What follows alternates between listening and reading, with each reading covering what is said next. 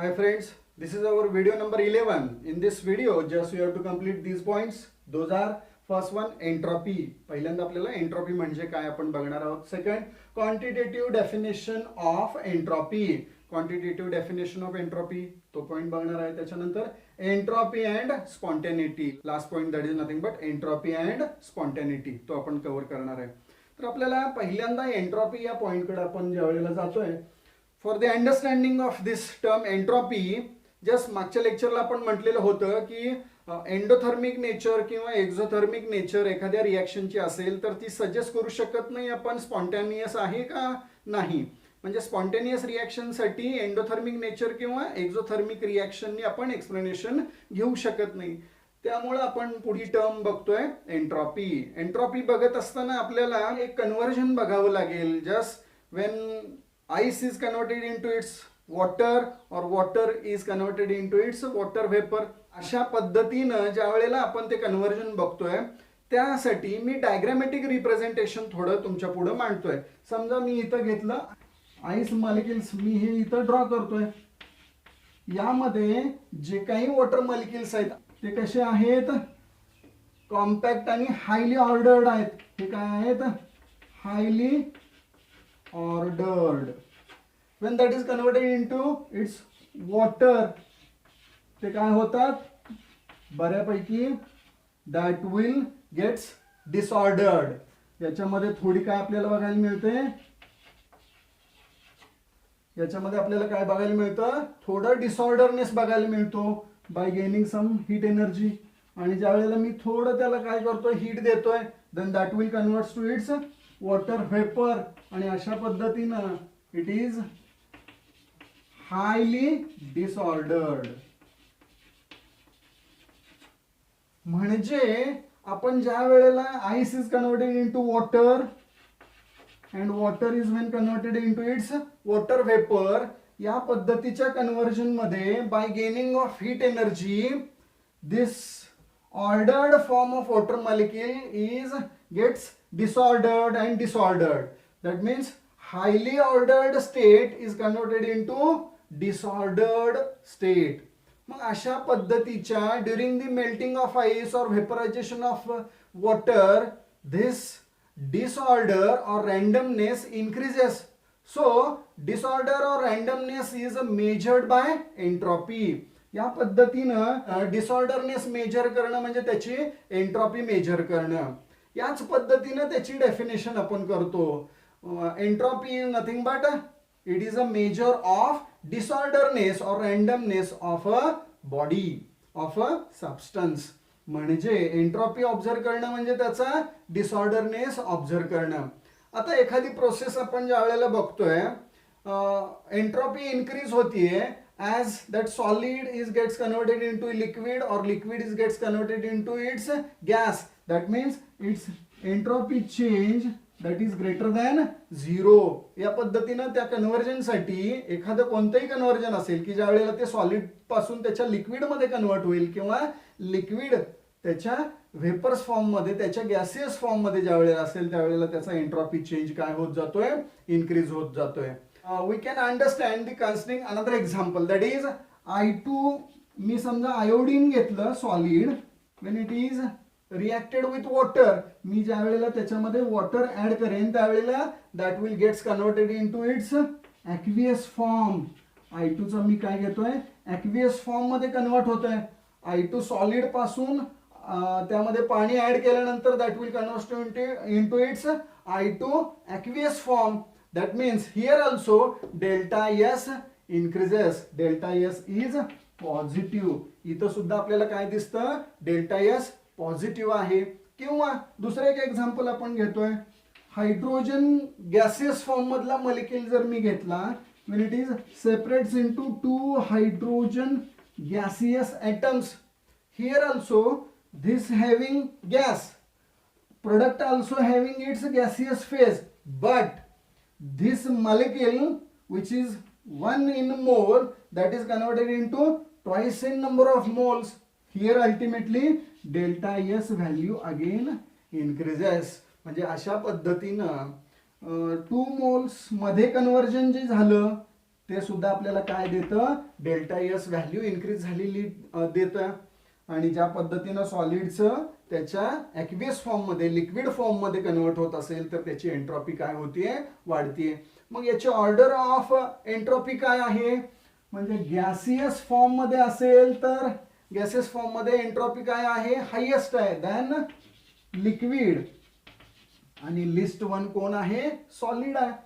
Solid फॉर्ममध्ये ज्या वेळेला आपण बघतो त्यावेळेला त्याची एंट्रॉपी काय असते, मिनिमम असते. या पद्धतीनं आपण एंट्रॉपी टर्म बघतोय. मी परत एकदा सांगतोय, entropy means what, entropy is the measure of disorderness or randomness of the body. त्या सबस्टन्सची डिसऑर्डरनेस काउंट करणं, मेजर करणं, it is nothing but entropy. आणि एंट्रॉपी काही कन्व्हर्जनच्या बाबतीत असं बघितलं आपण, when solid is converted into its aqueous form, its entropy increases. or gaseous form मध्ये दोन्ही आहेत, but that will separates into twice in number of moles. Hydrogen gas which is converted into hydrogen atoms gaseous form मध्ये separate out होतोय, त्यावेळेला सुद्धा त्याची entropy काय होतीये, वाढतीये. या पद्धतीने आपण पहिली टर्म बघितली ती म्हणजे काय आहे, एंट्रॉपी. त्याच्या पुढचा पॉइंट येतो, that is quantitative definition of entropy. Second point आपण बघणार आहे. It is defined as the entropy change of a system is equal to amount of heat transferred to the system in a reversible manner divided by the temperature in Kelvin at which the transfer takes place. या पद्धतीने आपण quantitative definition करतो entropy. म्हणजे काय तर यामध्ये जी amount of heat तुम्ही त्या सिस्टीमला सप्लाय कराल त्यापासून त्या एंट्रॉपी मध्ये तिथं काय बघायला मिळतो, आपल्याला बदल बघायला मिळतो.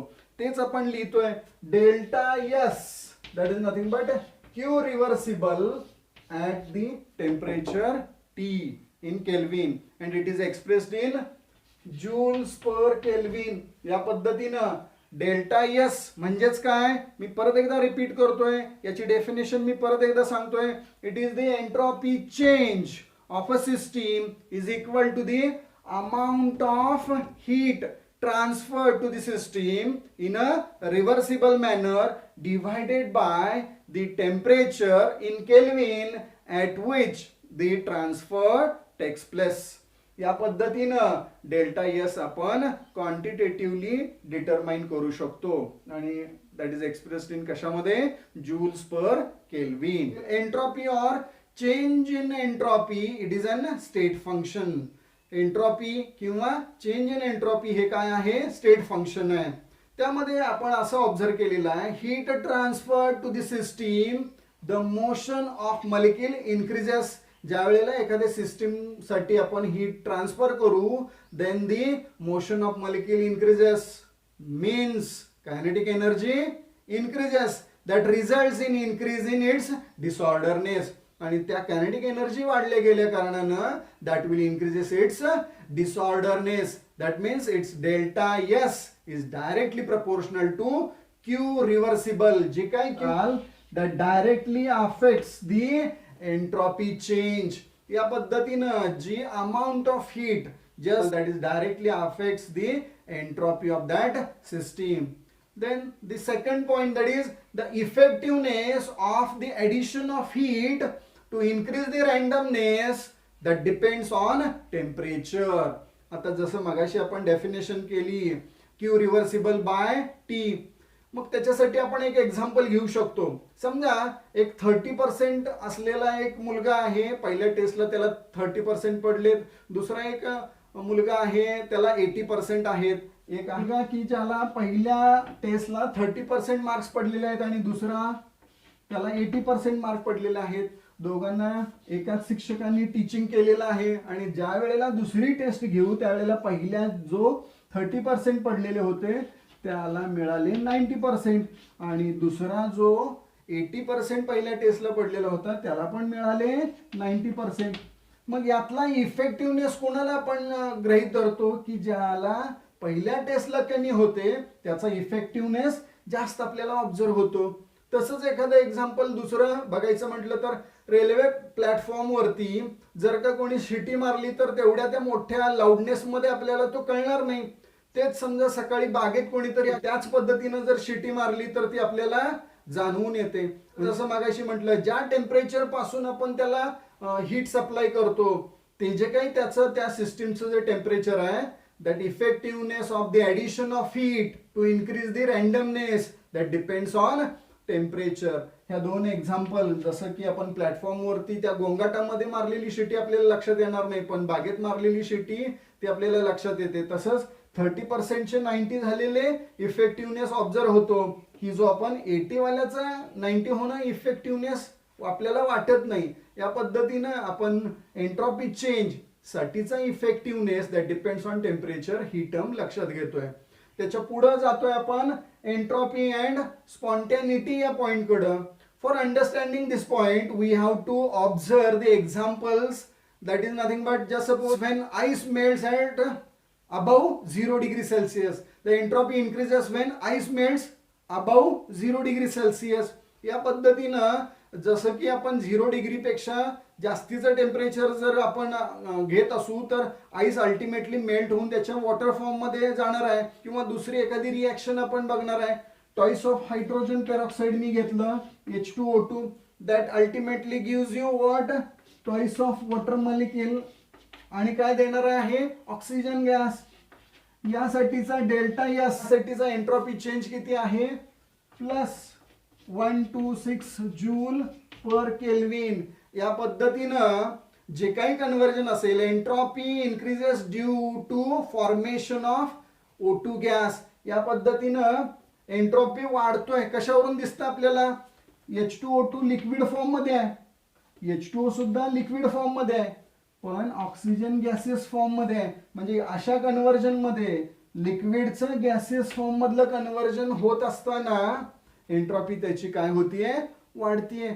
जसं आपण म्हटलं solid ice that is converted in to its liquid form about 0 degree. त्या सॉलिड फॉर्मचं लिक्विड फॉर्म मध्ये कन्व्हर्जन होणं म्हणजे एंट्रॉपी इन्क्रीज होणं.